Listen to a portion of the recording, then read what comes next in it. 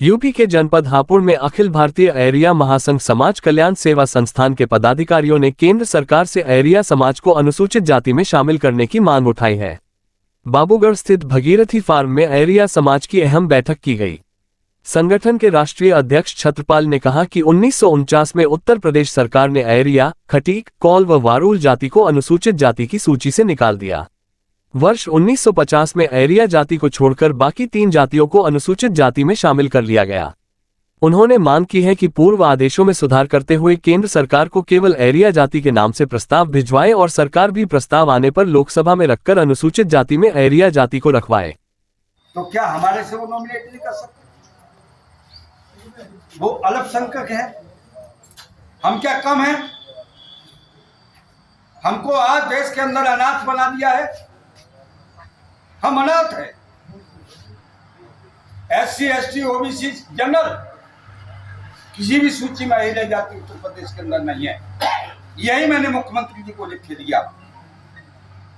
खैर, हमें जो सूचना मिली है, यदि ये सरकार हमारा प्रस्ताव केवल अहरिया जाति का जल्दी भिजवा देती है तो हमें कोई आपत्ति नहीं है, हमें कोई धरना प्रदर्शन नहीं करना है। लेकिन अहरिया जाति अपने हिस्सेदारी लेगी, क्योंकि आज तक हमारा कोई हिस्सेदारी नहीं हुई है। हम अब अहरिया जाति को MLA, MP में खड़ा करेंगे, चाहे हम पार्टी बनाएं और चाहे हम अहरिया समाज से निर्दलीय खड़ा करें। ये हमारा ऐलान है। 62 बांधते छोटे बड़े, लखनऊ में 62 बांधते, बसें मैक्स और लगभग 5000 आदमी। 62 वाहनों का आप यहां से नहीं अलीगढ़ से ही खर्चा लगाओ, कितना हो गया? 5000 आदमियों की 3 दिन की मजदूरी लगाओ। एक दिन गए थे, एक दिन वहां रहे थे और एक दिन आए थे, और 40 दिन लगभग 200 आदमी लखनऊ धरने पर बैठे।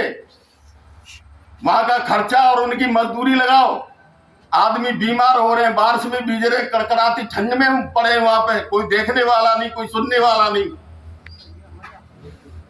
लगभग 50 लाख रुपए का खर्चा मेरे अहरिया समाज का इस भारतीय जनता पार्टी ने कराया है। अगर मैं झूठ बोल रहा हूं तो बिल्कुल अभी मुझसे कहना कि आप यहाँ झूठ बोल रहे हो। वहां तो विरोधाभासी सरकार थी और अब डबल इंजन की सरकार, दोनों जगह सरकार। जब इतने बड़े अहम फैसले एक दिन में हो सकते हैं, एक रात में हो सकते हैं, तो ये अहरिया का प्रस्ताव पास हो सकता था या नहीं? आपसे पूछ सकता हूँ। तो साथियों, हम जंग लड़ेंगे, लड़ाई लड़ेंगे, मगर हमारे बस का नहीं है कि हम रेल रोकें, रोड रोकें या किसी सरकारी संपत्ति को क्षति पहुंचाएं। लड़ाई तो लड़ेंगे, मगर हमारी अब लड़ाई क्या होगी? कोई सरकारी संपत्ति को नुकसान नहीं पहुंचाना है। बिल्कुल कानून की लड़ाई कानून से होगी, कलम की लड़ाई कलम से होगी और वोट की लड़ाई वोट से होगी। इन जुमलेबाजों ने, भारतीय जनता पार्टी के सांसद विधायकों ने 14, 17, 22 में हमारे अहरिया समाज का थोक में वोट लिया, मगर बदले में सिवाय हमारे परेशानी के, घिसटने के, घूमने के, डोलने के बदले में हमको कुछ नहीं दिया।